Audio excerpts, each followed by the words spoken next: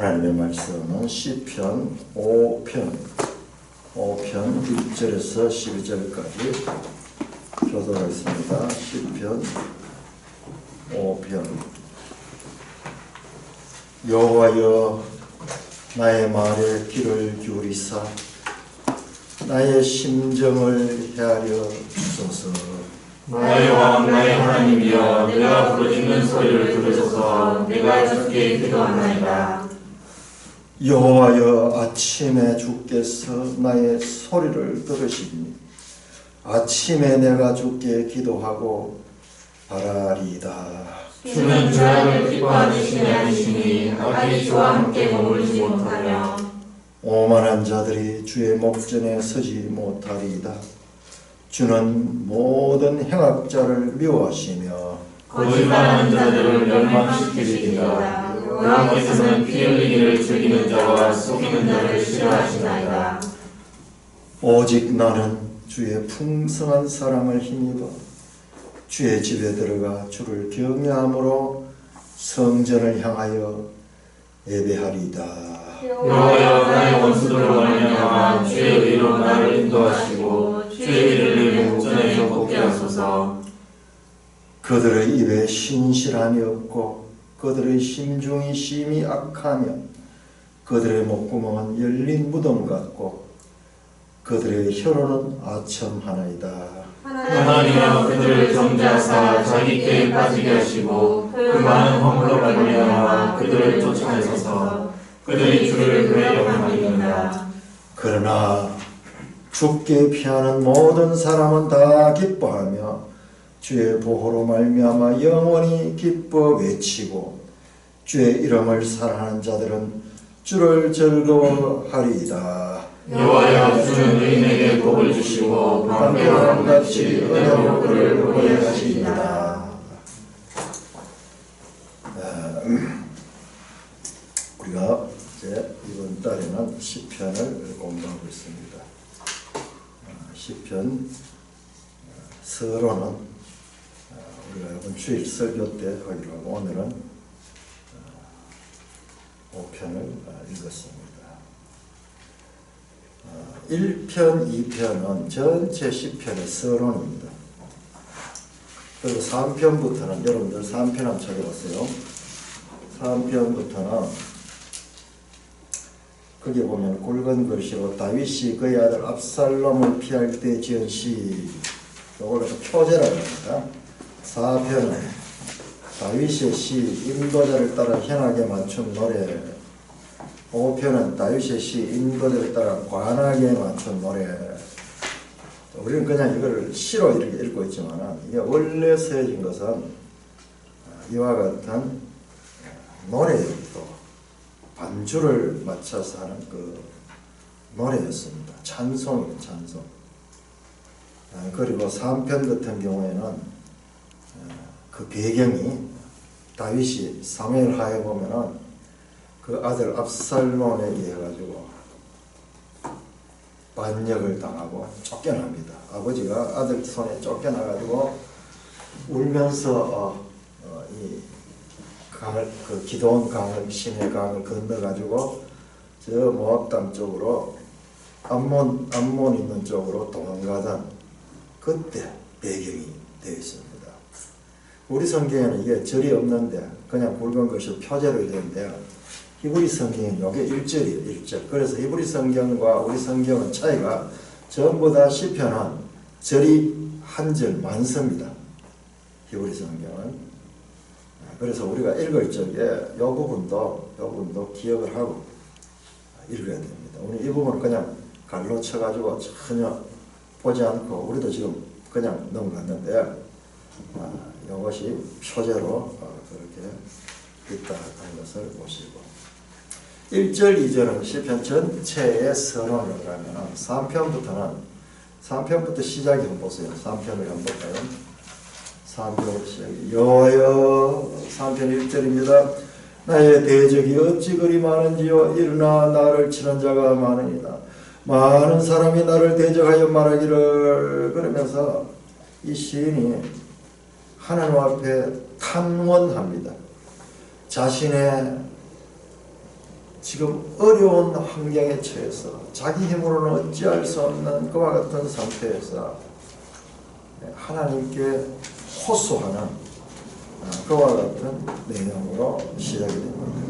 4절도 마찬가지로 4편도 내 의에 하나님이여 내가 부를 때 응답하소서 곤란 중에 나를 너그럽게 하셨사오니 내게 은혜를 베푸사 나의 기도를 들어주소서. 오늘 읽었던 5절도 마찬가지입니다. 여호와여 나의 말에 귀를 기울이사 나의 심정을 헤아려 주소서. 나의 왕 나의 하나님이여 내가 부르짖는 소리를 들으소서. 내가 주께 기도하나이다. 무언가 알 수는 없지만 이 시인이 인생을 살아가다 엄청난 어려움에 맞닥뜨려져 있습니다.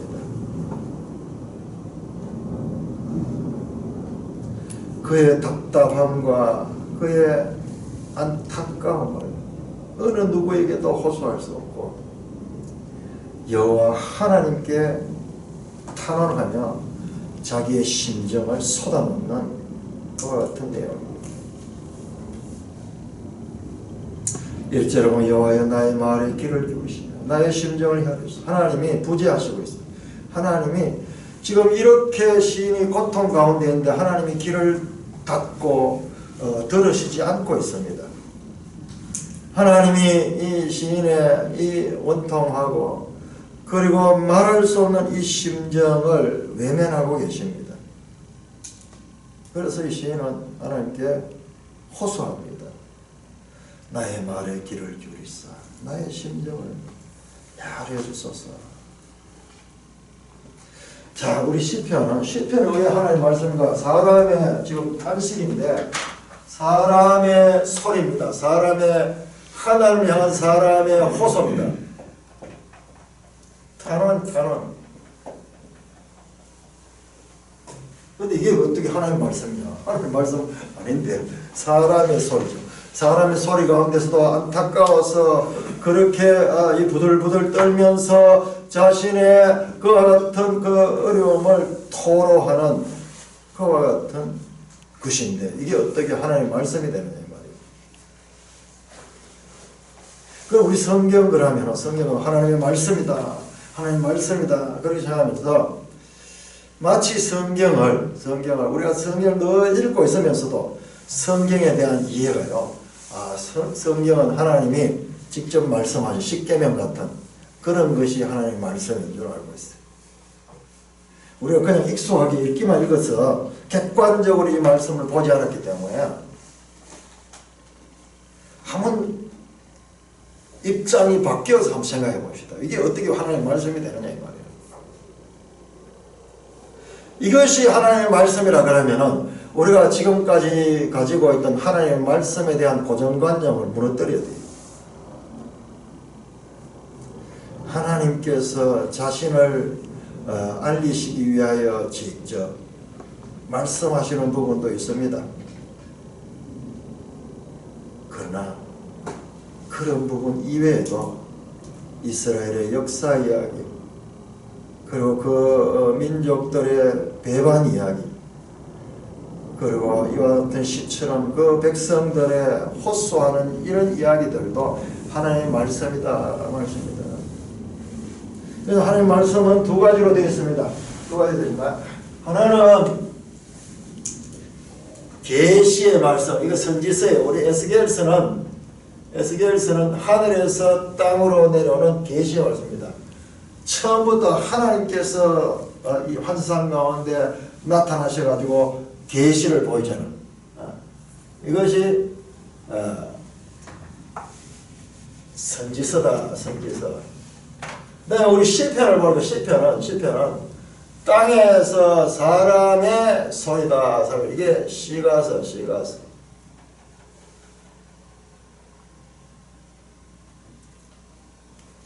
이것이 시줄이고 이것이 날줄이다.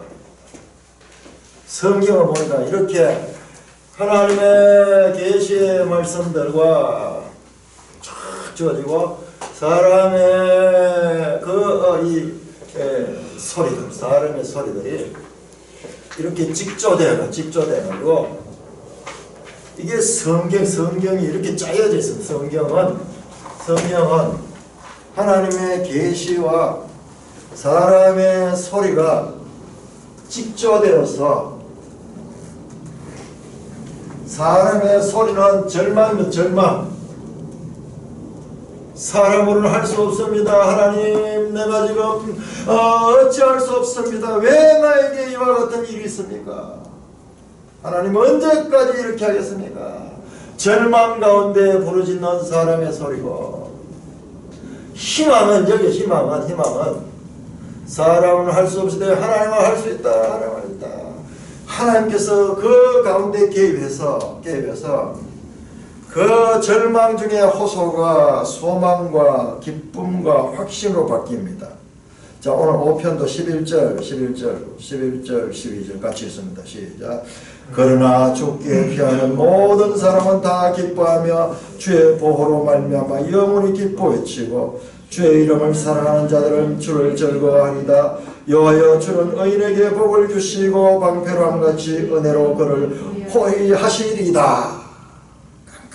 깜깜한 절망 중에 그와 같이 시작된 이 시편은 끝은 그러나 역전접속사 이 모든 인간의 절망적인 상황을 뒤엎고 여호와께서 문제를 다 해결해 주시고 그 슬픔을 기쁨으로 어둠을 빛으로 바꾸어 주신다.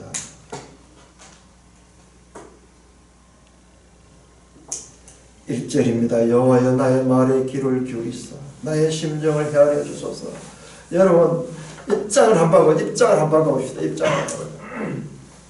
입장을 한번 바꿔보자고요. 늘 하나님께서 말씀하시기를 너희는 귀를 기울여 내 말을 들으라. 샤마. 그런데 이스라엘 백성이 귀를 닫았잖아요. 눈이 있어도 보지 못하고 귀가 있어도 듣지 못하고 입이 있어도 말하지 않는 굳은 마음, 그 굳은 마음처럼 나의 심정을 헤아려 주소서. 여기 헤아림입니다. 헤아림. 심정은 뭐냐? 매일 성경에 보면은 심정은 꺼져가는 소리, 탄식 소리, 즉 신음을 의미한다. 신음소리는 아직까지 언어가 되지 아니하는 상태예요. 말로 표현되지 않는 그와 같은 이 상태 그 자체를 나타내는 것이 이 신음입니다. 나의 심정을 헤아려 주셔서 말로 표현하기 전에 가장 깊은 곳의 생각 속에서 부글부글 끓어오르고 있는 아직 말이 되기 전에 그와 같은 상태 이것을 헤아려 달라고 시인이 하나님께 호소합니다.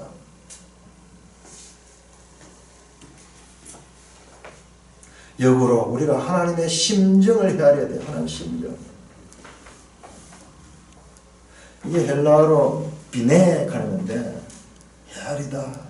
영어로 consider, 숙고하다. understand, 이해하다. 우리 마가복음 4장 24절에 나온 그 헤아림 맞아요. 그 헤아림. 헬라어로는 메트로라죠. 히브리어로는 베니. 심정을 헤아리는 심정. 하나님의 뜻. 말로 표현하지 않아도 그의 행동이나 그의 표정이나 그의 이 감정에서 느껴지는 그 심정. 그래서 우리 구약성경 전체를 보면요, 하나님의 심정을 우리가 알아야 돼요. 하나님의 심정을 알아야 돼요. 입장이 바뀌었습니다. 그토록 하나님의 말씀에 귀를 기울이지 않고 하나님의 심정을 외면하던 그 인생이 자신이 어려운 문제에 있으니까 하나님께 탄원하며 귀를 기울여 달라고 심정을 헤아려 달라고 호소하고 있습니다. 나의 왕 나의 하나님이여, 내가 부르짖는 소리를 들으소서. 내가 주께 기도하나이다. 여호와여, 아침에 주께서 나의 소리를 들으시니 아침에 내가 주께 기도하고 바라리다. 얼마나 그 상황이 힘이 들었는지 잠을 자지 못해요. 여기 읽다 보면은 내가 편히 자고 깨리다, 내가 눕고 깨리다, 이 이야기들이 몇 번 나오는데 잠을 이루지 못하는 거예요. 그 불안함과 공포와 그 염려, 근심, 걱정 때문에 잠을 이루지 못하는 것과 같은 상태입니다.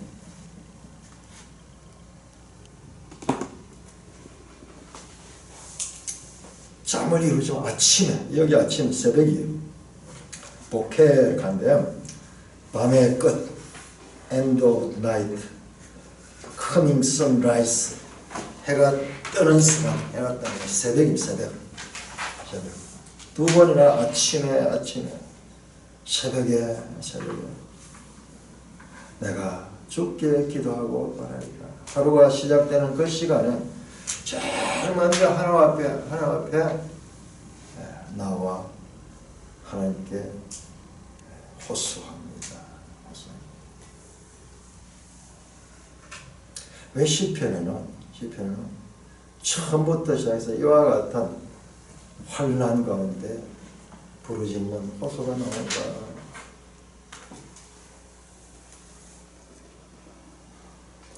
그러나 누구나 어떤 인생이든지 이 땅에 살면서 이와 같은 이유를 알 수 없는 어려움을 당할 때가 반드시 있습니다. 없는 것 같아요. 어떨 때는. 저도 30대 초반까지는 내 인생에는 늘 따뜻한 봄만 있고 내 인생에는 어려움이 없을 것이다, 그렇게 생각하며 살았는데 그 이후부터는 전혀 그렇지 못해. 전혀. 그래서 사람에 따라서는 시차는 있을지 모르지만 누구에게나 이와 같은 인생에 광야 같은 시간들이 있다.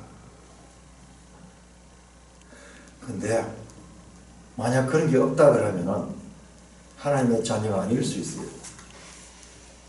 히브리서 12장에 나오잖아요. 하나님은 그 사랑하는 자녀를 반드시 징계하신다. 자, 이와 같은 변화, 우리가 마지막 11절, 12절과 같은 이와 같은 극적인 변화를 체험하기 위해서는 이와 같은 상황이 있어야 됩니다. 우리 1년을 살다 보면은 별 탈 없이 거의 날들이 별 탈 없는 날들이요. 그러나 꼭 보면은 태풍이 올 때가 있어요. 8월 말 9월 초 태풍이 오고 또 장마 때 비가 오고 또 봄이 되면 왜 그렇게 바람이 많이 부는지 몰라요. 조용한 것 같지만 평안한 것 같지만 아무 일 없는 것 같지만 지금 엄청난 일들이 늘 있습니다. 우리가 깨닫지 못해서 그렇지.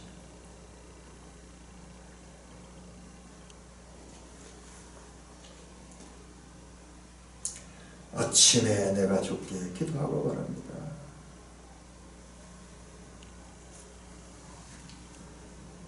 주는 죄악을 기뻐하시는 신이 아니시니 악이 주와 함께 머물지 못하며 우리 주님은 죄악을 기뻐하는 신이 아니시다. 그래서 악이 주와 함께 머물지 못하는 주님이시다. 하나님에 대한 지식, 하나님의 지식. 세상의 신들 자세히 보면 신들은 아주 독재자고 그리고 폭군들이에요. 폭군들. 그리스 신화에 나오는 신들, 그 그리스 신화에 나오는 신들, 전 세계 신들을 다 못하는 거예요. 그리스에 와서 그게 종합되는 거지. 온 세상에 저 북구라파에 가면 오딘카는 신이 있고, 이 그리스는 제우스가 있고, 로마에는 주피터, 이 가나안 지역에는 바알, 바벨론에는 마르둑, 이 신들이 다 있습니다. 신들이. 공통점이 있어요. 공통점. 근데 그 신들은 자기 기분대로 하는 신들이에요. 수 틀리면은 천둥 벼락을 내려가지고 멸망시켜버리고, 자기한테 잘 하는 자들은 편애하고, 자기한테 좀 소홀한 자는 그저 짓밟아버리는 그런 폭군적인 신들입니다. 그런데 이 신이 아는 신은 그런 신이 아니에요. 악이 주와 함께 머물지 못하는 신이다. 오만한 자들이 주의 목전에 서지 못하리니 주는 모든 행악자를 미워하시며 거짓말하는 자를 멸망시키리다. 여호와께서는 피 흘리기를 저기하는 자와 속이는 자를 싫어하시나이다. 하나님의 성품에 대한 신의 이해를 가지고 하나님께 고백합니다.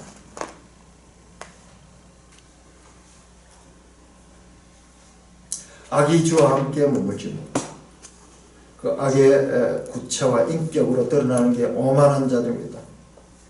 그 다음에 행악하는 자들입니다. 거짓말하는 자들입니다. 피 흘리기를 절개하는 자들입니다. 속이는 자들입니다.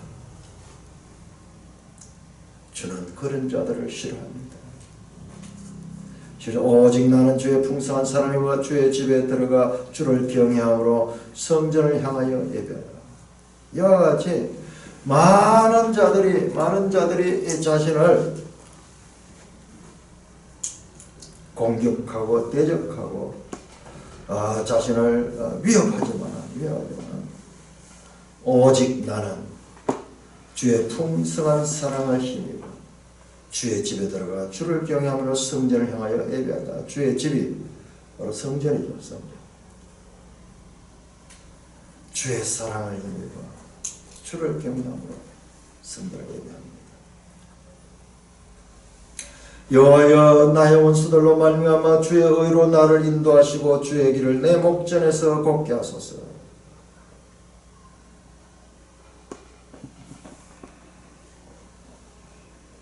이 원수들, 나의 원수들, 이 원수들이 반드시 있습니다. 가시 같은 이웃들이 반드시 있습니다. 어디 가도 있습니다. 나의 원수들로 말미암아 주의 의로 나를 인도하시고 주의 길을 내 목전에 걷게 하소서. 그들의 입에는 신실함이 없고 그들의 심중이 심히 약하며 그들의 목구멍은 열린 무덤 같고 그들의 혀로는 아첨합니다. 하나님이여, 그들을 정죄하사 자기께 빠지게 하시고 그들의 허물로 말미암아 그들을 쫓아내소서. 그들이 주를 배역합니다. 자, 우리 시편을 자세히 보면 시편 우리 고정관념이 막 깨져야 됩니다. 시편의 기도는요, 체면이 없습니다. 점잖지 않습니다. 자기의 속에 있는 것을 숨기지 않습니다.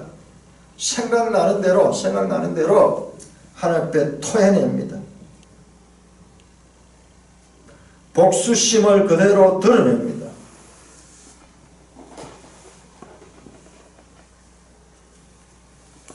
뒤에 보면 이런 내용들이 어마어마하게 나옵니다. 저주를 퍼붓습니다. 아니, 그리스도인이 그렇게 해서 되는가? 된다고 우리에게 가르쳐주고 있습니다.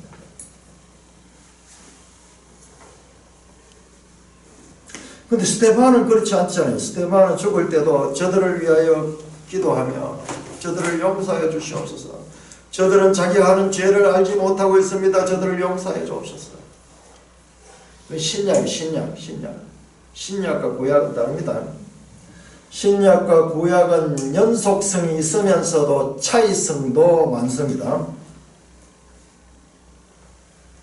솔직하게 자신의 속에 있는 것을 누구에게? 하나님께 토해냅니다. 하나님께 토해냅니다. 저주를 퍼붓고 악담을 퍼붓습니다. 사람이 속에 있는 생각을 하나님 앞에 이렇게 마음껏 이렇게 토해내면요, 그게 치유가 돼요. 그게 치유. 사람이 어려움이 있고 이런데 내가 경건해야지, 나는 그 악을 죄를 범하지 않아야지, 이런 생각을 가지고 그것을 참고 이기면요, 이길 수 있는 것 같지만 어떤 사람들은 그것 때문에 병이 나고 그것 때문에 정신적으로 돌아버려요.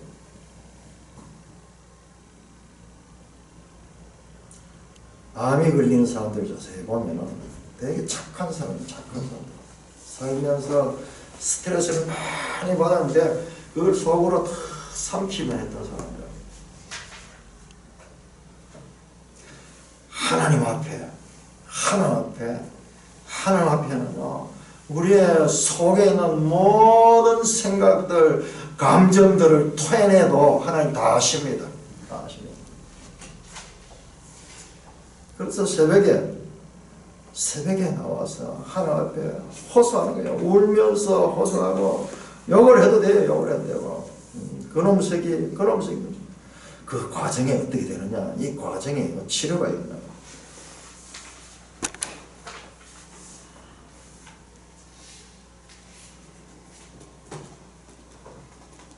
그러므로 우리 시편을 통해서 기도를 배워야 돼요. 기도를. 저 바리새인들처럼 기도 정전하게 그렇게 하는 거 아니에요. 하나님 앞에 기도는 인격적으로 내 속을 토해내고 터는, 그걸 지금 보여주는 거예요. 어떻게 기도하는를 지금 보여주고 있는 거예요.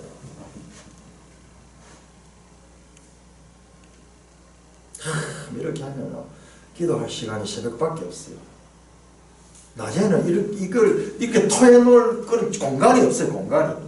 새벽에 오면 아무도 없을 때, 예배당에 가면 새벽에 사람들 없거든요. 하나님과 나만의 관계 속에서 토해내면 하나님이 다 그것을 걸러가지고 다 정리합니다. 우리가 악해봤자 하나님 앞에는 그 한계가 있습니다. 선해봤자도 마찬가지입니다. 거기에서 거기 하나님 앞에 자신의 생각들을 토해냅니다. 자, 그 과정에서 11절에 그러나 처음에 저렇게 탄원으로 시작했던 시가 끝에는 확신과 기쁨과 믿음으로 소망으로 끝이 나고 있는 것을 보게 됩니다.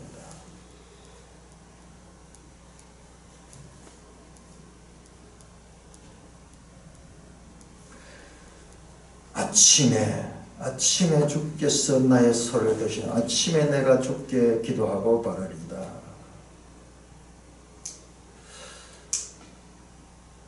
우리 한국에는요, 옛날부터 이 새벽 시간에 그 기독교가 들어오기 전에도 새벽에 그 정한수를 떠놓고 신령님께 비는 그 새벽 기도가 있었어요. 물 하나 떠놓고도 가장 하루의 첫 시간, 생활을 인해서 마음이 분주해지기 전에 그 신령님 앞에 어떤 대상인지 모르지만 뭔가 절대적 존재 앞에 소원을 빌고 자신의 잘못을 용서받기를 하는 그와 같은 게 있었는데, 이게 우리 한국교회 기독교가 오면서 이게 새벽 기도회가 새벽 기도회 세상에 아무 데도 없어요. 다른 나라에 아무 데도 없어요. 나 깜짝 놀라서 다 있는 줄 알았는데, 아니 이게 그러면 어떤 교회는 하고 어떤 교회는 안 하는, 지금 어떤지 모르면 거의 다 한국에는 교회마다 새벽기도를 다 했습니다. 실제 보이지 않는 시간, 사람들이 활동하지 않는 시간이지만 이게 한국교회의 세계 유례 없는 부흥의 비밀입니다. 수요일 모임도 딴 데 없대요. 수요일 모임도 없대요. 그저 주일에 한번 뭐 그렇게 모입니다.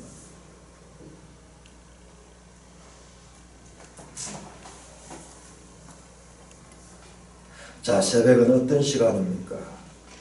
자, 출애굽기 14장. 출애굽기 14장.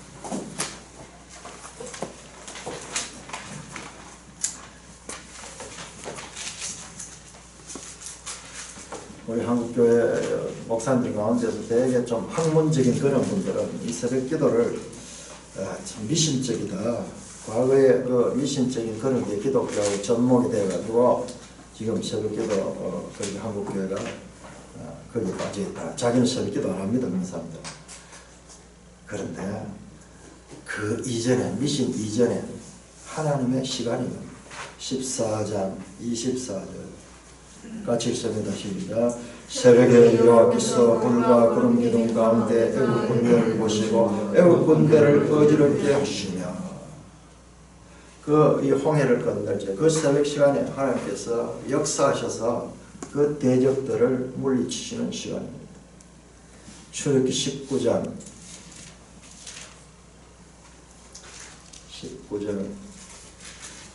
16절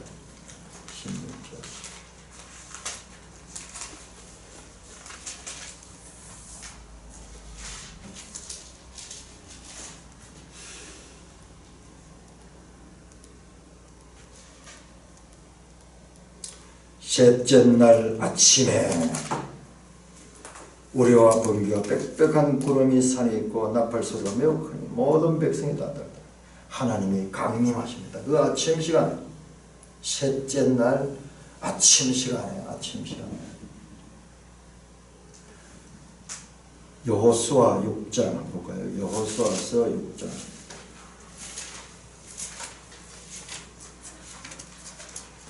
여호수아서 6장 12절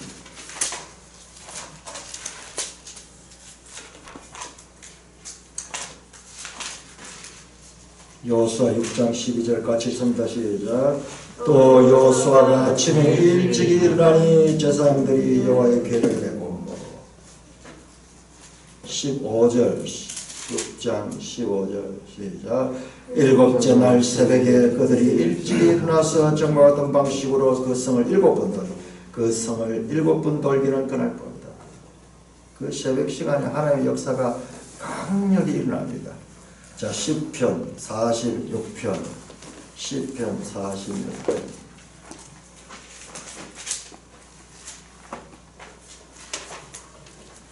시편 46편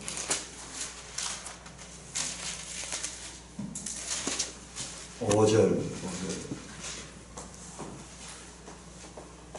시작. 하나님이 그 성중에 계시는 성령들이 기한할 것이라 새벽에 하나님이 도우시리로다. 이 새벽 시간은 미신적인 시간이 아니라 하나님의 역사가 가장 강력히 일어나는 시간입니다. 이 시인이 아침에 새벽에 일찍 나와서 주께 모든 자신의 이 어려움들을 토해내고 또 하나님께로부터 위로를 받고 안위를 받는 어두움으로 시작했다가 이 빛으로 끝나는 이 구조가 지금 3장도 그렇고 4장도 그렇고 5장도 그렇고 지금 이렇게 이어지고 있습니다.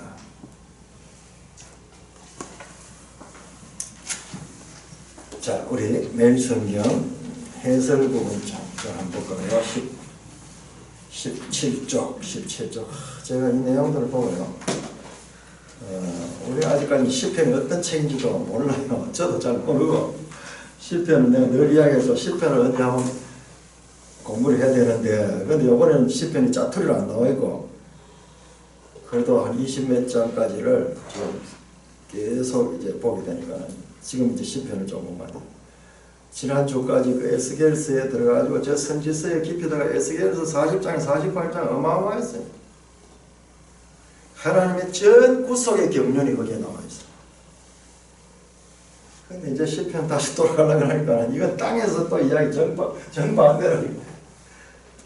자, 이렇게 보니까 지금 공부해가고 있습니다. 그 제목 한번 보세요. 제목 16절 위에 절망과 희망으로 직조한 인생의 고백들. 직조하다. 이게 바로 이거잖아요. 이거 가로 시줄 날줄 가지고 이렇게 직조하는 거예요. 직조하는. 절망과 희망, 집중한 인생의 고백들.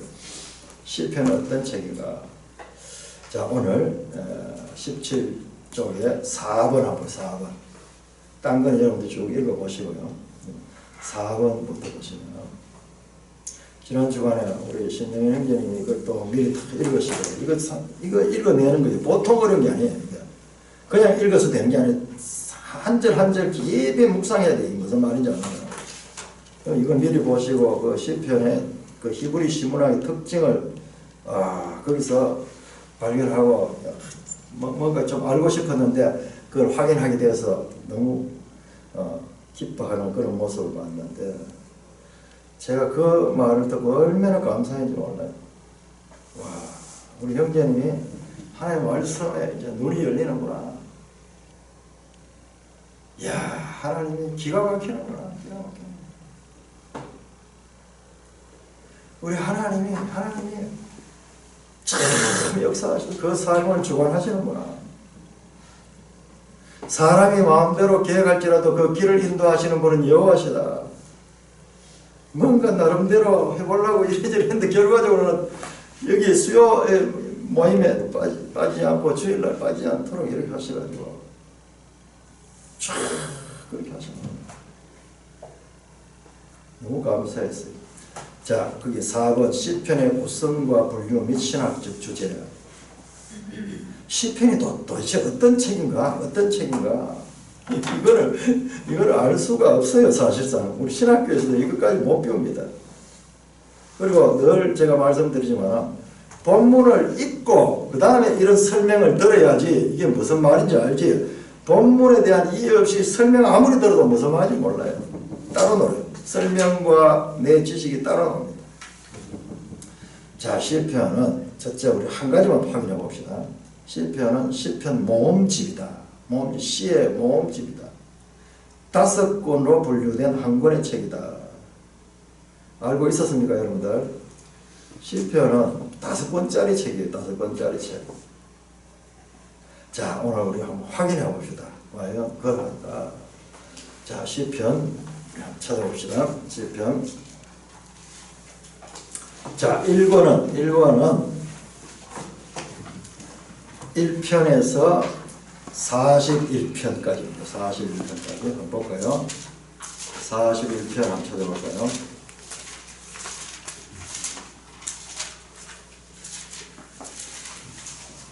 (41편)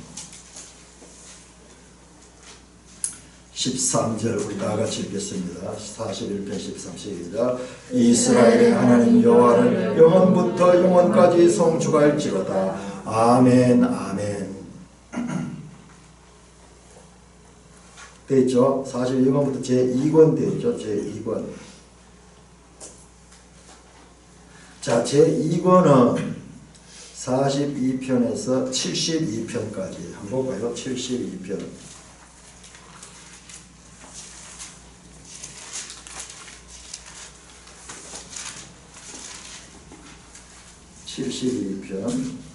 72편 19절 같이 읽습니다. 시작.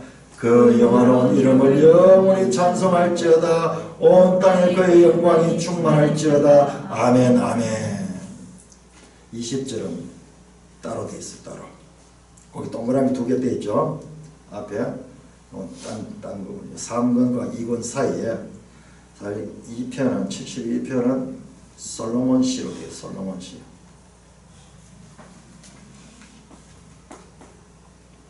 자, 그 다음에 73편에서 89편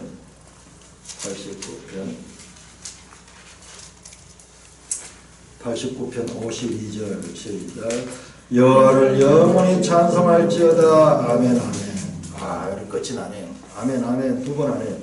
2번 하면서 그 다음 제4권 90편에서 106편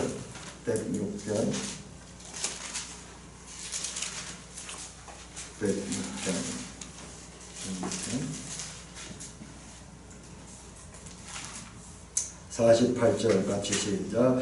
여호와 이스라엘의 하나님을 영원부터 영원까지 찬송할지어다. 모든 백성들아 아멘 할지어다. 할렐루야. 네, 마지막 5번은 107편부터 제일 끝에 150편까지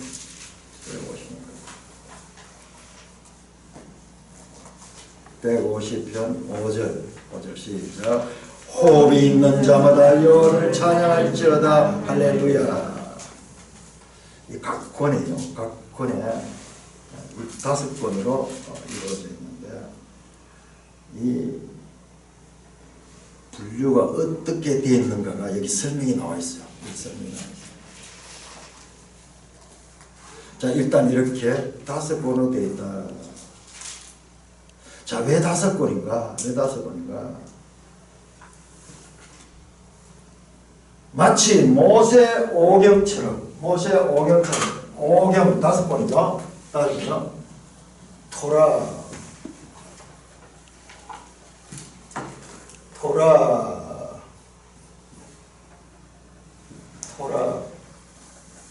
5권이죠. 시도, 다윗의 시도 5권이 되어 있어 모세 오경과 서로 짝을 이루고 있다. 자, 그러면은 이 5권으로 누가 어떻게 편집해서 분류했는가? 몰라요. 그건 몰라요. 역사 가운데서 이렇게 편집이 되었어요. 이 시편에 나오는 시간을 보면 모세부터 시작해가지고요, 바벨론 포로기까지 나와요. 바벨론, 우리 봤잖아요. 시편 137편가 바벨론 강가에서 포로들이 부르는 노래.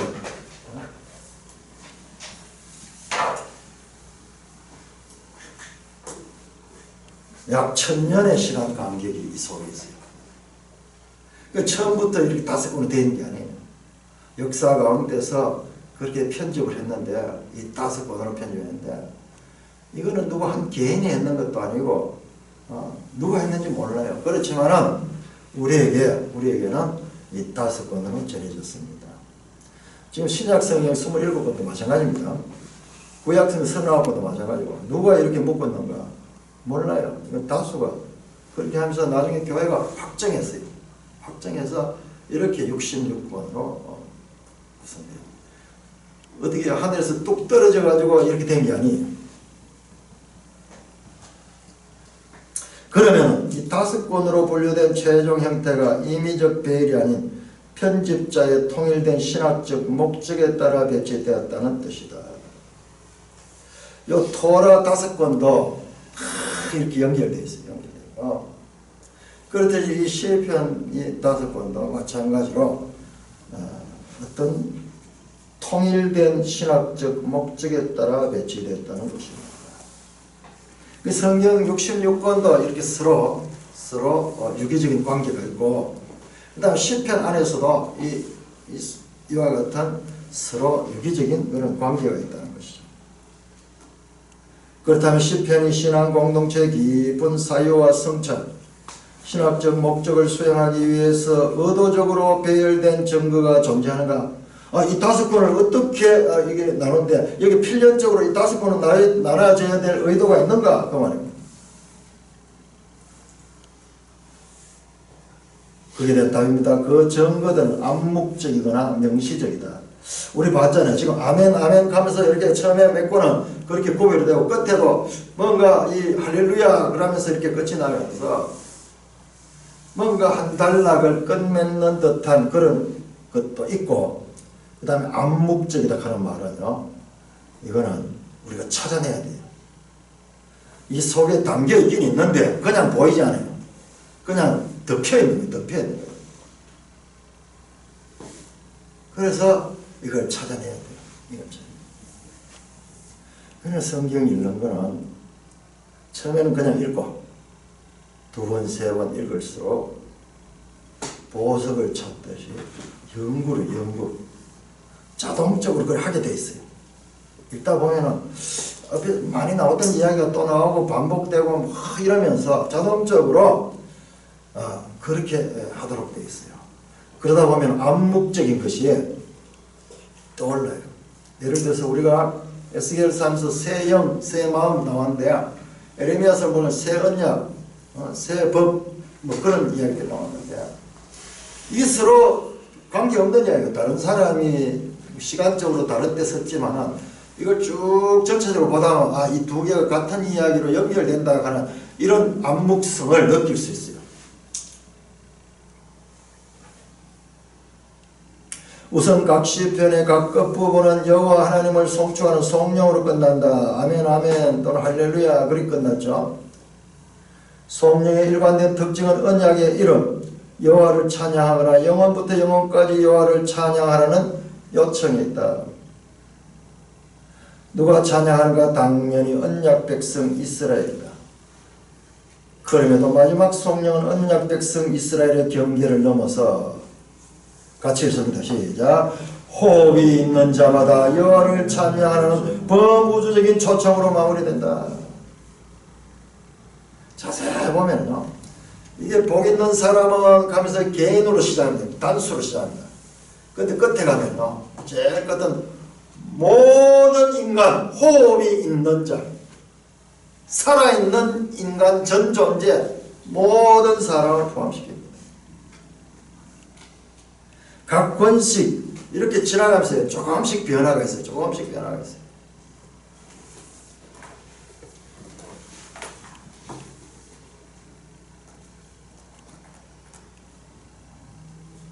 자, 둘째, 되게 중요한 부분인데 여기까지만 우리 한번 보겠습니다. 5권까지 되어 있는데 5권까지의 내용이 어떤 내용인가? 둘째, 시편 1에서 3권은 1에서 3권 가는 것은 89편까지죠. 1편에서 89편까지가 1에서 3권입니다. 이것은 다윗 왕권의 출범과 관련이 되지만은 바벨론에 의한 멸망이라는 역사적 사건이 그 배경이다. 야, 우리 한번 생각해보세요. 이게 무슨 말인가? 다윗이 누굽니까?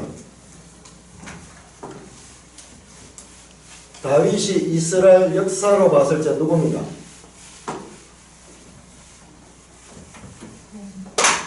왕이죠.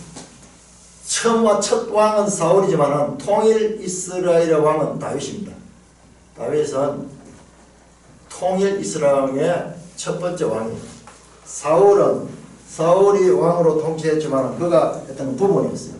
다윗 때 어떤 면에서는 초대 왕이라고 볼 수 있어요. 바벨론 포로기는 뭡니까? 예? 이 나라의 끝입니다. 이스라엘의 시작이요 끝입니다. 요게 시간 간격이 이게 한 1000년경이잖아요. BC 1000년경. 이게 500년경. 그러니까 한 500년 이스라엘 역사의 시작과 끝. 그것이 시편 1권에서 3권까지의 배경입니다. 알고 보면 구약 역사가 이야기, 구약 이스라엘 역사가 이야기입니다. 창세기를 지나와서 출애굽부터 한번 생각해서 출애굽부터 해가지고 여호수아 때 가나안 땅에 들어가지고 이제 이스라엘 나라가 세우죠. 이게 열왕기의 시작이잖아요. 열왕기 아니지 사무엘서 역사의 사무엘서의 시작이고 사무엘 하에서 다윗이 왕이 오릅니다. 통일합니다. 자, 이게 뭐냐? 이게 열왕기 하 25장이 끝입니다. 이 역대하도 마찬가지. 역대하도 마찬가지로 열왕기 하와 같은 역사 이야기의 반복입니다. 역대상하. 열왕기 역사가 역대기와 같이 되어 있습니다. 역대기는 열왕기 상하에 나오는 역사의 반복입니다. 이스라엘 역사예요. 이게 전부 이스라엘 역사예요. 제일 끝의 이야기가 전부 다 포로입니다. 포로. 사무엘서, 역사서죠. 역사서, 사무엘 상하, 열왕기 상하, 그게 역사서 끝이에요.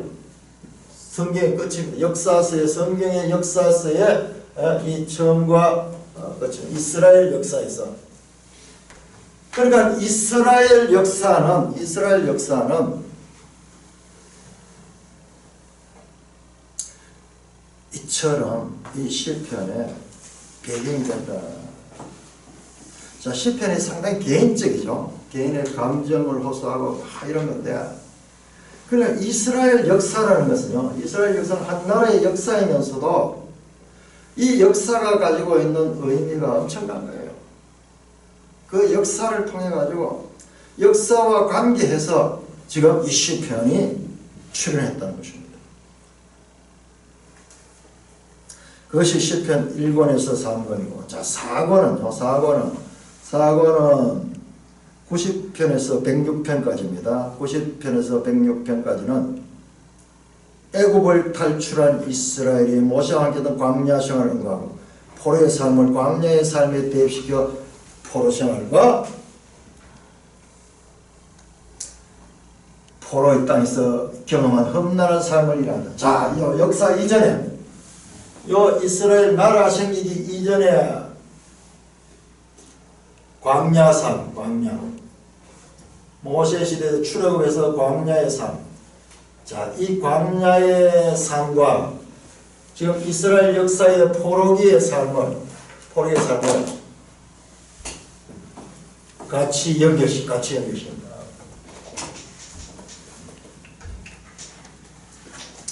광야의 삶이 포로의 삶과 같이 대입시켰어. 포로의 땅에서 경험한 험난한 삶을 위로한다. 자, 이 광야를 거쳐서 가나안 땅에 들어갔죠. 똑같습니다. 자, 우리는 성경에서 지금까지 출애굽은 중요하게 봤는데,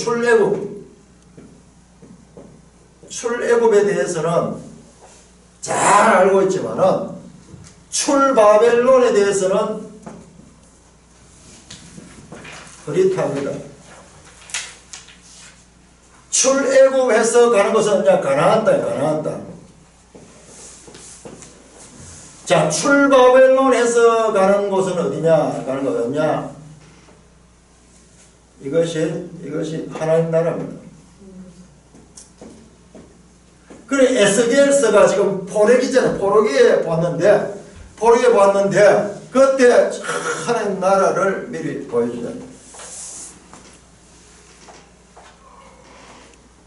그러니까는 이 가나안 땅으로 들어가는 이 광야 생활과 이 포로 생활, 출애굽과 출바벨론 이 두 가지 사건. 그런데 출애굽 사건은 가나안이 목표였지만 출바벨론 사건은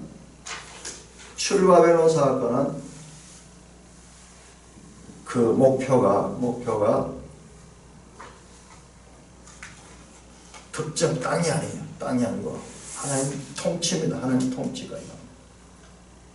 그러니까 이 광야에서 가나안 땅 들어가는 이 사건은 실제적으로 눈에 보이는 그와 같은 것이고, 출바벨론은 차원이 달라요. 출바벨론은 저 마지막까지 포함하는 그와 같은 의미를 가있다. 그러나 그 의미는, 그 삶의 의미는 서로 포로기와 서로 연결이 된다. 자, 그리고 제 마지막 5권은 유다 민족이 포로 생활로 돌아온 후에 부를 찬양과 기도다. 마지막 107편부터 150편까지는 포로에서 회복에 관한, 회복되어서 찬양하는 그런 내용이다.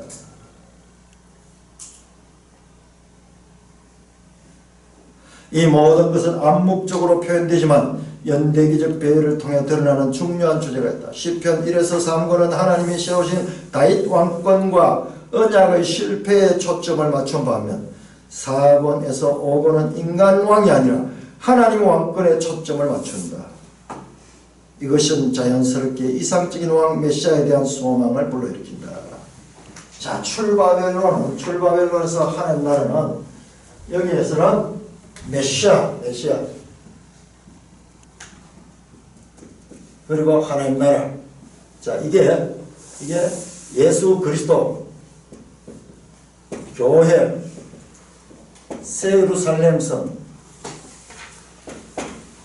에스겔에 왔던 그 환상이 여기 다 들어있어요.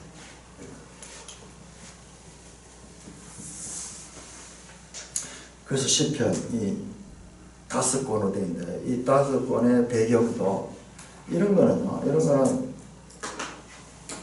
이 시편 전문가들이 깊이 평생을 통해서 연구하고 또 연구하고 그렇게 해서 정리된 것 같은 내용입니다. 자, 이렇게 우리가 대하는 책이 이런 배경을 가진 책이다 하는 것을 생각하시고, 그런데 이 시편을 읽으면서 너무 학문적으로 분석해서 읽을 필요 없어요. 그냥 시는 그냥 느낌으로 읽으면서 그렇게 하고, 저는 개인적으로 이 구성이, 제가 이 구성을 보고 얼마나 놀랬는지 몰라요. 그렇구나. 이거는 체험하게 되면 알게 될 거예요. 그 비밀. 마지막 5권이 그 5권째 이 내용이 저한테는 그때는 몰랐는데 지나서 보니까, 지금 보니까는 그것이 그랬구나, 그렇게 깨달음을 주는 그런 구성인 것을 발견합니다. 자, 일단 시편을 우리가 그날 조금 천천히 읽어줘야 돼요. 그렇게 하면서 시적으로 그렇게 읽으시고, 평소에 이렇게 읽어 놓으시고, 아까 말씀드렸지, 이 시인이 가지는 이 경험은요, 특별한 그 경험이면서도 인류 누구나 겪게 되는 보편적 경험이에요. 다윗의 개인의 경험이면서도 어떤 부분은 다윗의 개인의 경험이냐, 그러면서도 그 경험은 모든 역사 가운데, 모든 민족 가운데, 모든 사람에게 적용될 수 있는 모델이 되는 그와 같은 의미를 가진 시입니다. 이 하나님의 지혜.